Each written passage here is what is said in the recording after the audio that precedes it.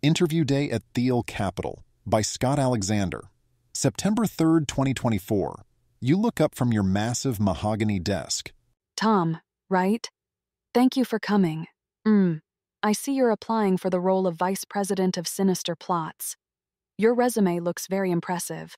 I didn't even know any of the masterminds behind the Kennedy assassination were still alive. That's what we want you to think, Says Tom. Of course. Then just one question for you. What's something you believe that very few people agree with you on? I think we're in a simulation.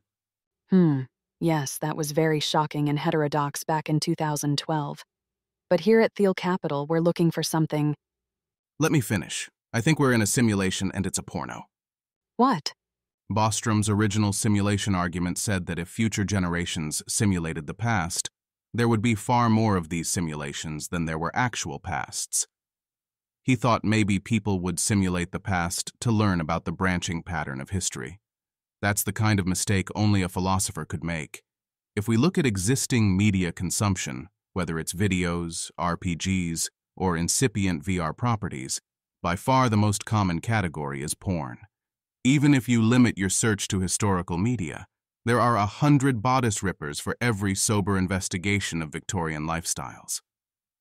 But people aren't having sex all the time. Maybe not at Thiel Capital, but go outside and you'll find that people are, in fact, having sex all the time. Tinder, Hinge, Grindr. Young people are going out and having casual sex every weekend. There are 14 different BDSM sex clubs in San Francisco alone. If you look at the modal society throughout history, they're forbidding their women from leaving the house, or holding them to such high modesty standards that showing a bare ankle would be a scandal. They're locking people up for owning porn, or killing them for being gay, or calling them rakes or sluts for having sex outside of marriage. Meanwhile, in our society, women go everywhere in skimpy, skin-tight clothing. You can bleep a different partner every week. You can be polyamorous or transgender. I read conservative writers saying that no society like ours can survive over the long term. But I've thought about it longer than they have, and I think no society like ours could ever come to exist at all. That's because it's not a real society. It's somebody's weird fetish free use adjacent fantasy. Who's the protagonist? Or do future humans just watch random people in our world for months in the hopes that something sexy will happen? I think we're more of a shared world-building project, like Gore or the Omegaverse. Future humans can insert themselves as characters at various points, or just cooperate in guiding, watching, or fleshing out the life of their favorite individual. Probably many of them are celebrities. Or maybe future transhumans have sensory modalities we can't imagine, and can be sexually stimulated by a large class of people, or the entire world. I honestly wouldn't want to speculate. I'm less sure about the details than the overall hypothesis. I don't know. I still think it doesn't make sense, to have a porno with so little sexual activity, as weighted by experience moments. Do you want to have sex? Asks Tom. Right now, on this desk? Thanks. But as your interviewer, I think that's a conflict of interest. Oh, I heard you guys were heterodox and based. Thank you for your time. Next applicant, please. Yes. Dan. Thank you for coming to Thiel Capital today. I see you're interviewing for Vice President of Undermining Democracy. Your resume looks stellar.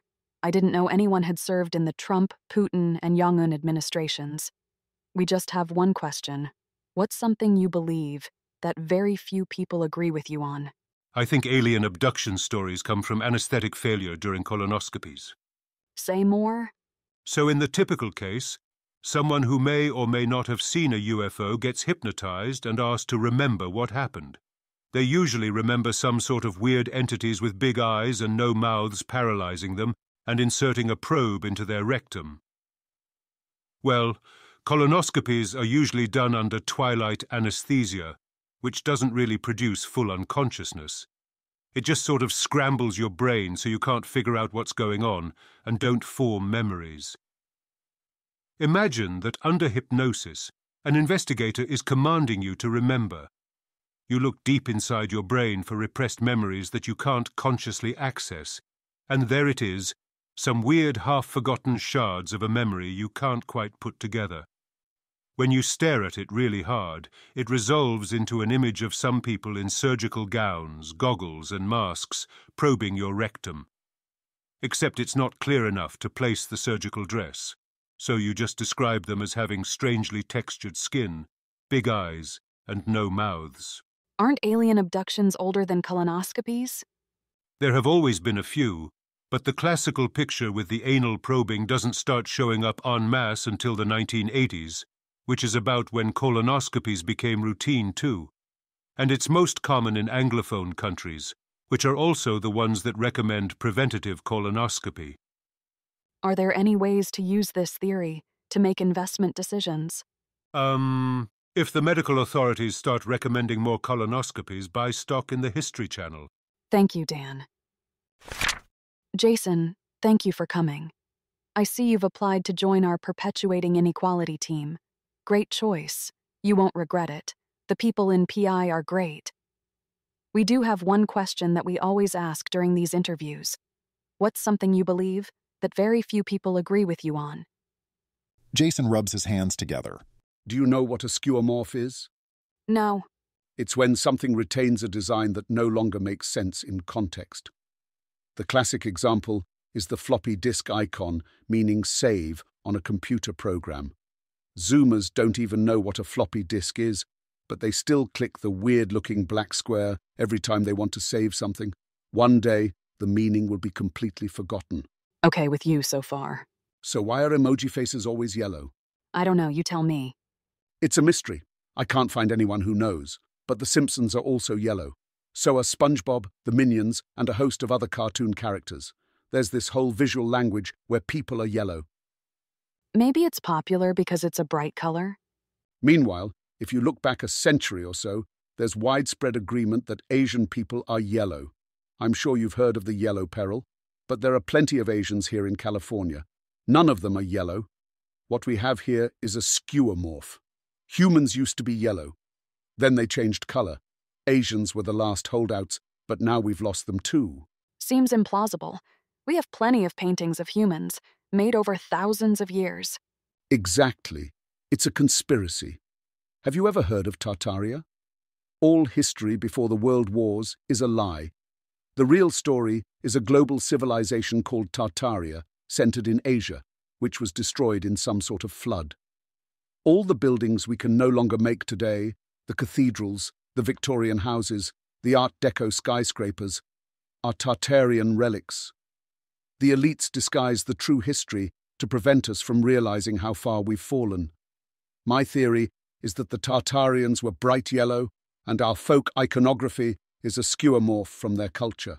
Well, I agree that's an unpopular opinion, but This is also why newborn babies are born with jaundice so often. It's the Tartarian genes reasserting themselves. The doctors take them away and bombard them with UV rays to hide their true nature and prevent us from realizing the con. The elites even got us to use yellow-bellied as a synonym for coward, so that we would shun and bully whoever they didn't catch. What do you think? honestly, we were looking for something more like, maybe racism is actually good.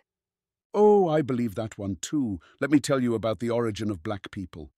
I'm afraid we're running out of time for the day. We'll get back to you soon. Mike, welcome to Thiel Capital. Thank you so much for interviewing with us. It says here that you're looking to be an analyst at our Nerneth Arnoediad Inkir subdivision. That's great.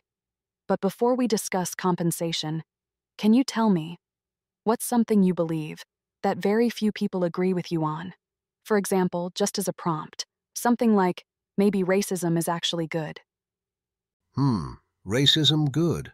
Oh, I believe the Holocaust had to happen for anthropic reasons. What does that mean? You can condition probabilities on the fact that you have to exist to see them. So, for example, if someone planned to kill you unless a D20 landed on 20 and it landed on 20 so you survive, that wasn't lucky.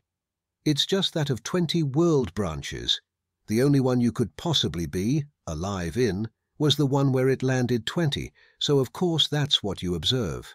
Okay, I'm following you so far. This is why we survived the Cold War. People wonder how we managed to get through so many crises and near misses without starting World War III, But all the world branches that started World War III got wiped out, so of course we'd find ourselves in one of the lucky survivors. Still following. All the good superweapons are invented by Jews. Einstein and Oppenheimer made the A-bomb. Teller and von Neumann made the H-bomb. Samuel Cohen made the neutron bomb. Leo Szilard made the cobalt bomb, etc. Even the world-destroying AIs are being invented by Sam Altman, Ilya Sutskever, etc. Yeah, we at Thiel Capital are very based. We already know all this stuff. So the more Jews you have, the more superweapons you have. If you want a world to survive a couple of centuries after the Industrial Revolution, you need some kind of incredibly implausible event that gets rid of Jews in particular. So everyone who's still alive will find themselves in a world with a history of implausible events like this. I'm not sure that really counts as racism. Maybe not directly, but think about it. People always say that it could happen here.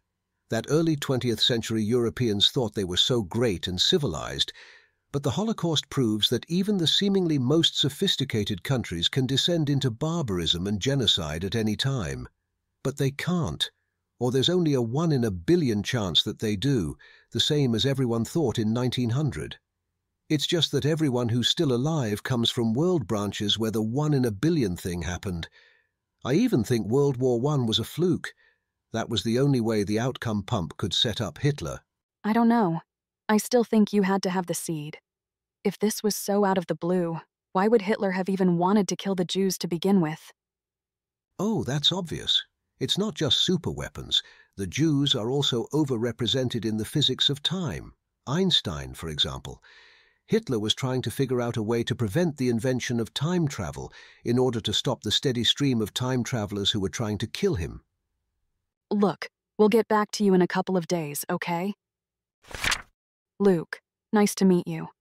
I see you're interested in a position in our secretly funding all media that you personally dislike division. Give me just a second to view your resume. Wow. The last season of Game of Thrones. That's quite the accomplishment. We just need to ask you one question. What's something you believe that very few people agree with you on? Luke spoke in a whisper. I think Joe Biden is still president. What? Of course he's still the president. No, I mean, like, literally still the president. If you watch media reports carefully, you see pictures of Biden in the White House, Biden on Air Force One, Biden with Secret Service agents. And yes, I know former presidents get some protection, get to visit the White House often, and so on. But if you compare stories about Trump or Obama doing these things to stories about Biden, it's almost an order of magnitude difference. He's still president. Luke, obviously Biden is still the president. That's not even a controversy. Wow, I always heard you people at Thiel Capital were based, but I guess I didn't know the half of it. The real question is, what's their angle? Are they trying to confuse the Republicans so they don't know who to attack? Or is this factional conflict where they're trying to placate the Palestine protesters by making them think Genocide Joe is gone? Luke, literally everyone knows that Joe Biden is still the president. I'm not letting you use that as your answer to the interview question. Well, fine. I have other unpopular beliefs. His voice went softer again. The Muslims did 9/11. Everyone knows that one too. The world order is controlled by a group of diplomats who meet at the United Nations. Einstein didn't kill himself. The Cuban Missile Crisis was a communist plot to undermine the United States. All of those are really obvious. Look, are you even trying to interview me or just brag about how based you are? It has nothing to do with based. These are just all common knowledge. Well, Mr. Impressive, I'm sorry I don't hang out with cool people who already know everything about how the world works, like you do. Whatever. This interview is going nowhere. We're not interested. Bleep you. He shouts and heads for the door, but before leaving, he turns around for one last barb. I guess Thiel Capital is just another tool of the billionaire elites.